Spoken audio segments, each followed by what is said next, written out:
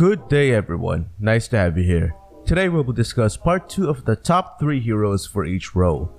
I based this list on a combination of factors. 1. Their ability to counter the current meta. 2. Their potential to carry the game. 3. Their ability to snowball or damage scaling. 4. Their viability when played by higher ranking players from Mythic 1 or higher. And finally, I also took in consideration possible changes on the original server that are happening right now on the advanced server. This makes this list relevant for August. Before we continue though, I want to give my shoutouts to Zerpdust and QueryQuirt. Thanks guys for your undying support. You're both awesome. Let's begin with tanks. Gatot Kacha has been one of the most relevant heroes, especially since he got revamped. Unlike the typical tank though, Gatot does not specialize on orchestrating a game-clenching set. Sure, he can taunt enemies with his second skill, slow them with his first skill, and knock enemies airborne using his ultimate. But really, what makes Gatot shine is his ability to play different roles effectively. You want a durable solo laner with a very effective escape skill when needed and has the ability to defend effectively due to his AoE skills and resilience? Poof, you've got Gatot. Want a reliable support who can catch attacks for you? Poof, another Gatot. Or maybe you just want a generic tank who has the ability to peel and waste your enemy's skills and time. Well, there you go, Gatot. Gatot is one of the tankiest heroes around because of his passive. You don't want fighting Gatot for long periods of time, trust me. Despite having higher HP, you will soon see yourself on the ground, especially if you are a physical damage dealer. I prefer Tenacity as his emblem since this makes his tankiness almost godlike. And if you want to experiment and try the mage tank hybrid, slap on Concentrated Energy and watch him regenerate huge chunks of HP with the help of his passive skills enhanced attacks. Next on the list is Tyrael. Tyrael is obviously a generic tank, nothing special here. He's a setter that specializes in cluster enemies and binding them into one gloop of death. What makes Tyrael special on the current meta though is his second skill. Remember on the previous video where I discussed the impacts of mages in the meta? Well, Tyrael is a perfect fit. I strongly believe this is the mage meta, and we all know for a fact that most mages work well or work best when they are in a good and safe position away from the enemies. That's where Tyrael Edge comes in. Tyrael's second skill is one of the best skills on the game. It has a decent cooldown with a good crowd control duration and has an amazing second phase that raises your enemies to the heavens. What Tyrael does is when played properly, he can orchestrate good positioning for your mages, which will make them more effective. His second skill is of great help in ensuring that your allies are safe, or your enemies are in a horrible position to retaliate. There is a strong reason why Tyrael is one of the most used tanks, and trust me, this is one of it.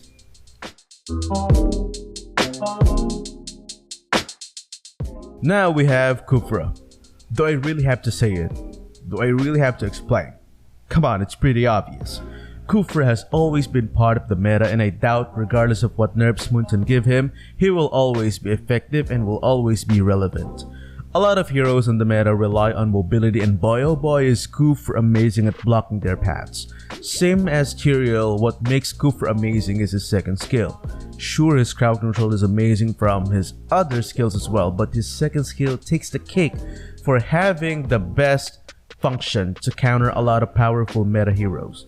Not only does it improve his defenses, it also incapacitates heroes and ensures that they stay where they are and just accept the fact that they will get cleared out in a second.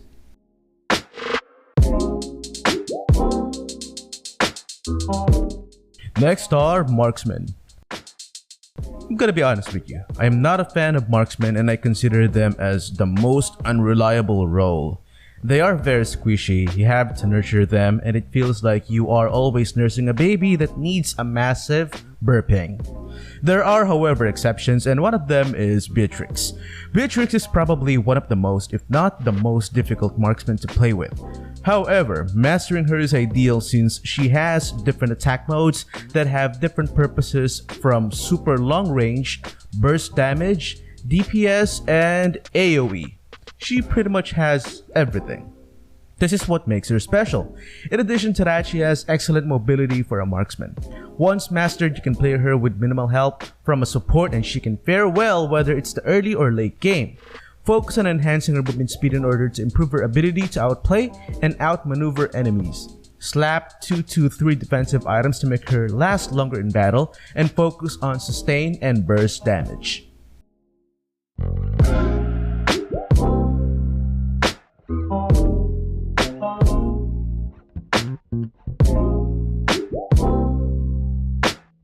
Next on the list is the newest hero on the Land of Dawn, Nathan. If you disagree with me, that's either you have never played as Nathan or you have never fought one. Nathan is an amazing hero with a very dynamic itemization. You can either focus on CDR to improve his stacking ability in order to max out his passive quickly, or you can focus on burst. Burst is not your cup of tea? Try attack speed. With Nathan, it really doesn't matter because whatever build that is, it will still work well on him. Nathan has an amazing passive that works amazingly well with his ultimate. Though it takes practice to master him, but trust me, your time spent on AI and skirmishes will be worth it. Not only is Nathan a solid damage dealer, he also plays well as a go-to crowd control spammer. Experiment with those items or maybe combine them together and see for yourself how amazing this newest marksman is.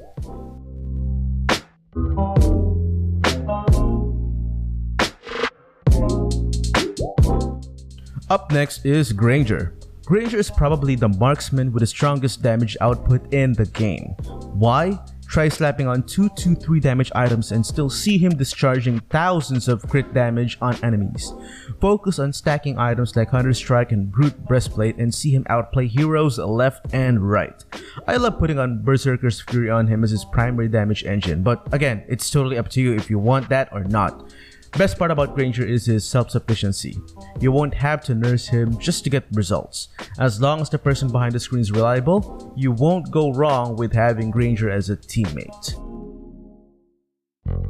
Now we head towards the favorite role of most players, none other than the fighters.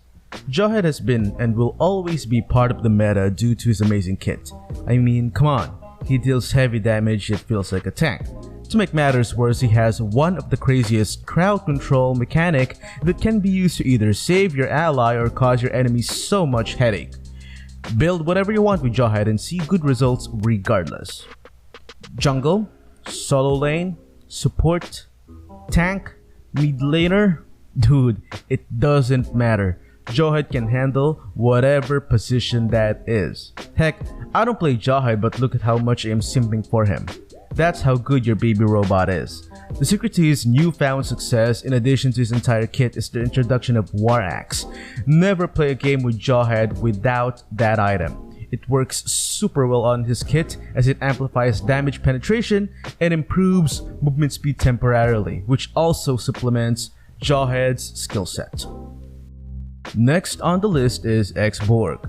X-Borg has lied low for quite a while after being overshadowed due to the nerfs he experienced on previous patches. Since last month though, he has received a combination of buffs and nerfs which made him a bit more effective than before. Sounds like he still isn't too good based on my tone. Well, let me elaborate.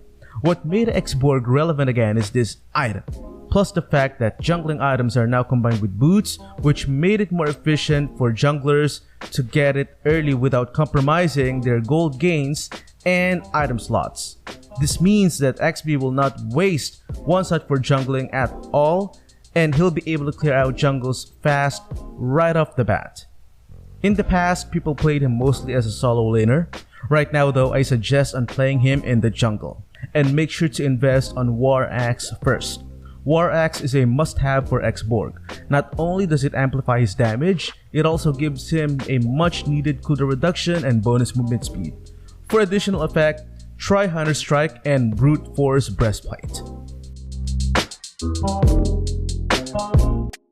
Last but certainly not the least, Pakito. A lot of you may react negatively since a number of people have expressed negative feedback for his adjustments. Despite that though, I still consider Pakito one of the best picks around. Focus on cooldown reduction and defensive items, and trust me, you'll love how impactful his skills are. I love playing him with Bloodlust Axe, Oracle, and of course, War Axe. These items greatly complement each other and helps him spam his skills more often because of the cooldown reduction. Not only is Pakito extremely mobile, he also has a good set of crowd control skills. This makes him not just a good hero, but an excellent counter against most heroes on the meta. That concludes our part 2 for the 3 best heroes for each role for August 2021. If you guys have other heroes in mind, make sure to leave them on the comment section below. And if you like more content like this, be sure to leave a like, share, and subscribe. Of course, the more positive feedback I get for this video, the more frequent I will upload such in the future. Alright, so keep them comments coming. Stay safe everyone. Peace.